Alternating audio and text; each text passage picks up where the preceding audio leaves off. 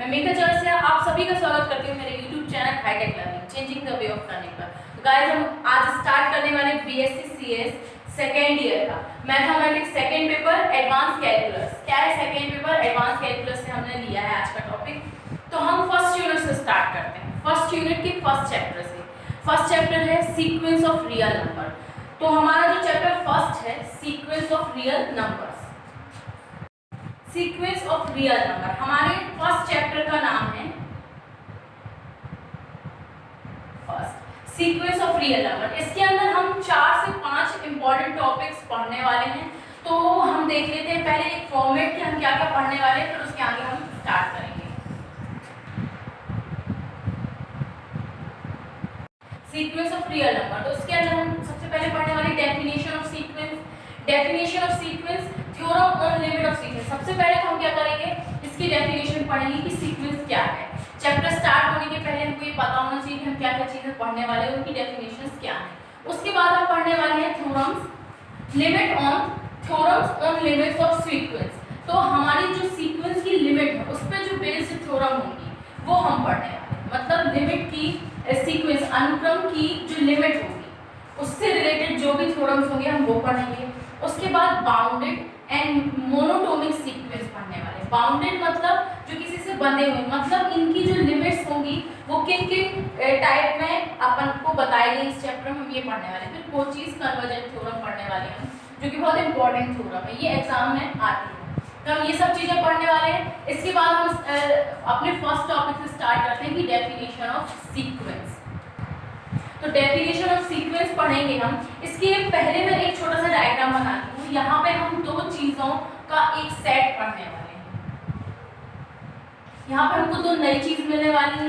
ये क्या है, एन सेट एंड ये क्या है, आर सेट। इनको हम कहते हैं प्रांत और इनको कहते हैं सहप्रांत। यहाँ पे दो चीजें हमको मिलने वाली है सीक्वेंस में। सीक्वेंस में क्या होता है, यहाँ ये सेट क्या है, ये सेट ऑफ नेचुरल नंबर है और ये है क्या, सेट ऑफ रियल नंबर। ठीक है, सेट ऑफ रियल नंबर। मतलब अगर हम यहाँ पे n इक्वल्स टू 1 लेते हैं, n इक्वल्स टू 2 ले सकते हैं, goes to be n equals to n तक ले सकते हैं। तो इसके साथ जिसका रियल नंबर या फिर इसकी जो सीक्वेंस बनती है वो कैसे बनती है, s1 equals to 1, s2 equals to 2, go to sn equals to n। और इससे हम देखेंगे कि हमारी जो सीक्वेंस है वो कैसे बन रही है। ठीक है, तो हम क्या करेंगे, अब पहले तो हमको ये पता चल गया कि ये प्रांत है और ये सहप्रांत है। इससे हम क्या देखने वाले हैं, यहाँ ये सेट ऑफ नेचुरल नंबर है और ये सेट ऑफ रियल नंबर्स है। ठीक है, अब सीक्वेंस हम ले रहे हैं, लेट्स एस सीक्वेंस है। तो एस सीक्वेंस के अंदर जो हमारे नेचुरल नंबर वो कहाँ जा रहे हैं, रियल नंबर्स पे जा रहे हैं। ठीक है, आप ये देख रहे हैं रियल नंबर पे जा रहे हैं। तो यहाँ पे n क्या है, सेट ऑफ नेचुरल नंबर्स। ठीक है, फिर हमारा r क्या है, सेट ऑफ रियल नंबर्स। तो यहाँ पे जब हम n इक्वल्स टू 1 लेते हैं, n इक्वल्स टू 1 लेंगे, तो n इक्वल्स टू 1 लेने पे हमारा जो सीक्वेंस बनेगा वो क्या बनेगा, s1 इक्वल्स टू 1। ठीक है, फिर उसके बाद हम n इक्वल्स टू 2 लेंगे तो हमारा सीक्वेंस क्या बनेगा, s2 इक्वल्स टू 2। ऐसे करके ये कहाँ जाएगा, n इक्वल्स टू n लेने पे n वन नेचुरल नंबर हम लेंगे तो हमारा सीक्वेंस बनेगा sn equals to n small n। तो यहाँ पे आप क्या देख रहे हैं, n इक्वल्स टू 1 मतलब जब हमारा सीक्वेंस होगा वो कुछ ऐसा हो जाएगा जहाँ पे हम n इक्वल्स टू 1 लेते हैं जो कि इनफाइनाइट तक जा रहा है, क्योंकि हम नेचुरल नंबर कुछ भी ले सकते हैं फिर वो लास्ट में क्या होना चाहिए, रियल नंबर बनना चाहिए। तो ये हमारा क्या होगा, ये सीक्वेंस, इसको हम क्या करेंगे, नेचुरल नंबर, इसको हम कहेंगे रियल नंबर्स का sequence, sequence of real number.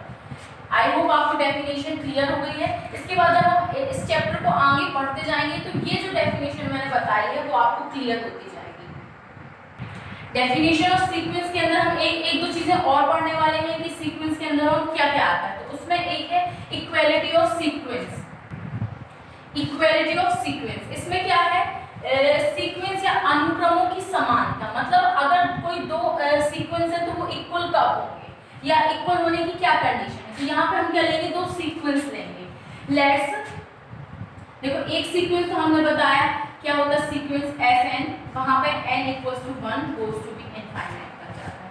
यहाँ पे हमने एक सीक्वेंस ले लिया S, एक और सीक्वेंस हमको चाहिए तो हमने एक सीक्वेंस लेस कर दिया कि T है, तो यहाँ पे क्या होगा Tn for all n = 1 goes to be infinite. ये दोनों सीक्वेंस इक्वल होंगे when Sn = Tn for all n belongs to be natural number. यहाँ पे क्या है, हम Sn और Tn लेकर चल रहे हैं, S और T हमने दो सीक्वेंस लिए हैं, तो सीक्वेंस की जो डेफिनेशन उसके हिसाब से हमने लिख लिया Sn की जो लिमिट होती है वो 1 से इनफाइनाइट तक जाती है, क्योंकि हमने देखा n = अभी डेफिनेशन में 1 2 3 goes to be इनफाइनाइट तक हमने रखकर देखा।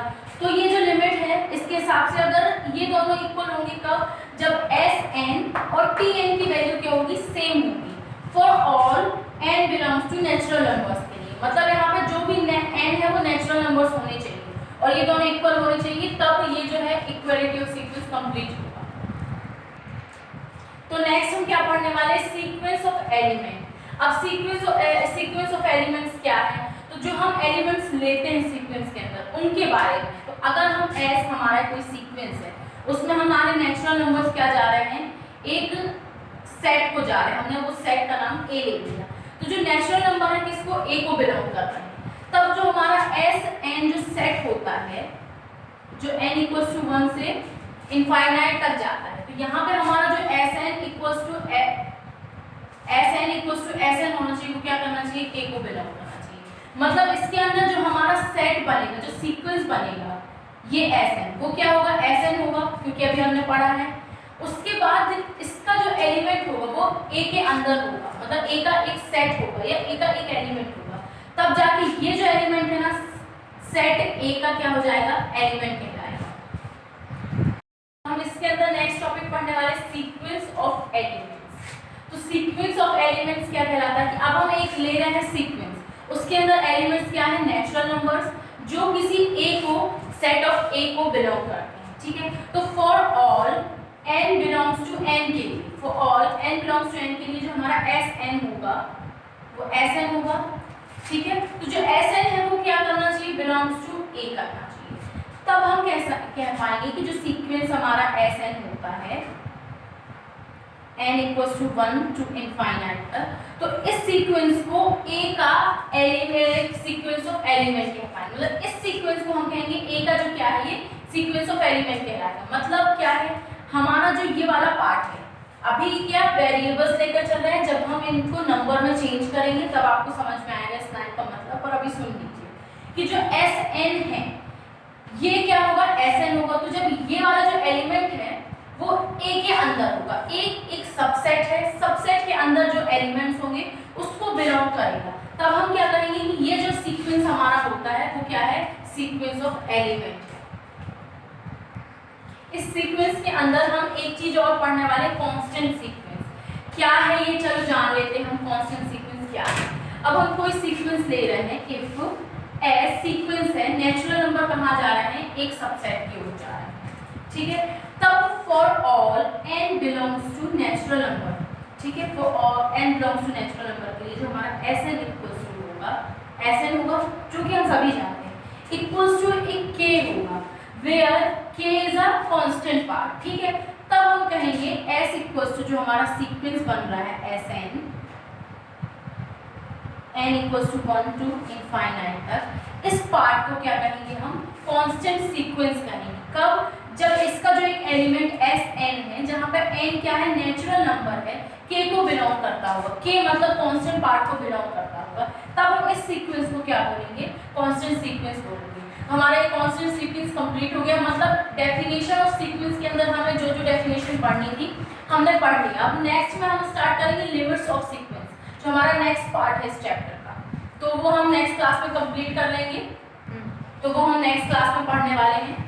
तो गाइस मेरी वीडियोस को लाइक करें, मेरे चैनल को सब्सक्राइब करें और ज़्यादा से ज़्यादा शेयर करें, ताकि जो लोग, जो स्टूडेंट्स ये भी अपनी स्टडीज़ को कंप्लीट नहीं कर पा रहे हैं लॉकडाउन की वजह से, घर पर हैं, वो घर पर रहकर ही अपनी स्टडी को कंप्लीट कर सकें।